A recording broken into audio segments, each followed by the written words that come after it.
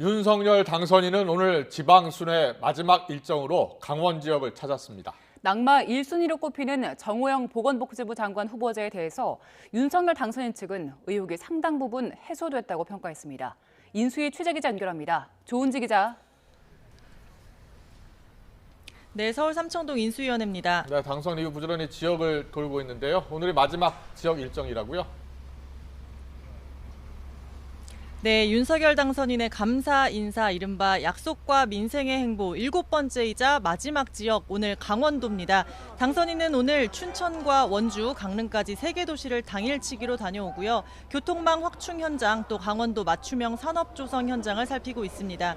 지역 경제 활성화에 대한 당선인의 의지와 구상을 재확인하는 자리라고 당선인 측은 설명했습니다.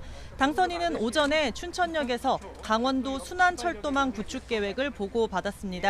이 자리에서 사람과 물류가 자유롭게 이동하는 인프라를 갖춰 강원도가 기지개를 켜야 한다면서 GTX B 노선과 동서 고속화 철도 등 접근성을 위해 최대한 노력하겠다고 강조했습니다.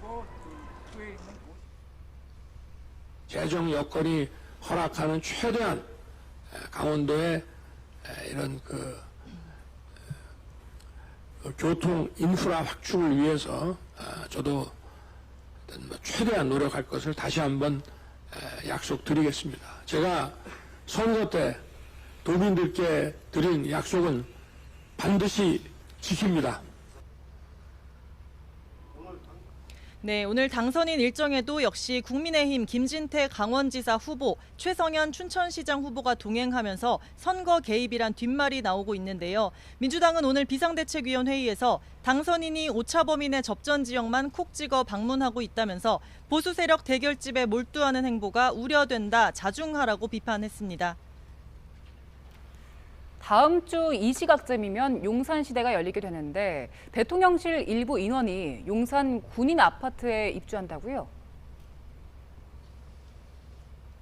네, 윤석열 정부 초대 내각을 꾸릴 이종섭 국방부 장관 후보자 인사청문회에서 나온 얘기입니다. 용산 동빙고동에 있는 군인 아파트에 대통령실 인원 일부가 입주하는 것으로 전해졌는데요. 민주당 안규백 의원은 위기 상황 때 5분 대기조로 국방부 청사에 오기 위한 게 관사인데 부적절하다라는 취지로 질의를 했고, 이종섭 후보자는 다른 지역으로 가는 인원은 위기 조치와 무관한 소수일 거라고 답했습니다.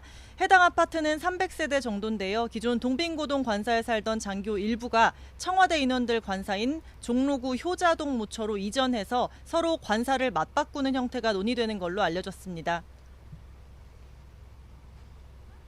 청와대에다 일부 뺏기고 다른 데로 우리 군 장교들이 지금 이전한다는 얘기가 있던데, 옮겨간다고 하던데.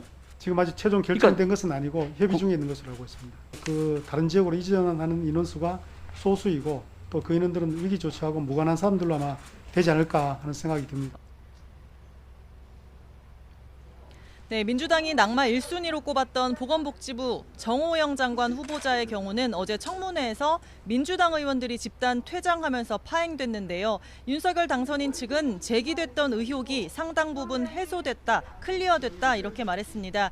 윤 당선인 측 관계자는 오늘 아침 기자들과 만나 민주당에서 더 물고 늘어지지 않고 중간에 왜 나갔겠느냐며 낙마해야 할 핵심 이유가 있느냐, 선입견을 버리고 자세히 내용을 봐달라고 했습니다. 여론의 흐름을 보겠다고 강조했지만 동시에 임명을 강행할 가능성도 열어놓은 걸로 보입니다. 당선인 측은 또 한동훈 법무장관 후보자 청문회가 9일로 연기된 것에 대해서는 민주당이 한 후보자와 붙기 두려운 것 같다면서 미루고도 맹탕 청문회면 창피할 거라고 지적했습니다. 어제 윤석열 내각 1호 낙마가 나왔죠. 김인철 사회부총리 겸 교육부 장관 후보자가 빠진 자리에 적임자를 찾고 있지만 후보군이 모두 고사하는 것으로 전해졌습니다. 대통령 공식 취임이 이제 일주일도 안 남았습니다. 막바지 참모진 인선이 한창이라고요? 네, 용산 대통령실에서 윤석열 당선인을 보좌할 참모진 구성이 이제 마무리 단계입니다. 이르면 내일, 늦어도 모레 비서관급 인선이 공개될 예정입니다.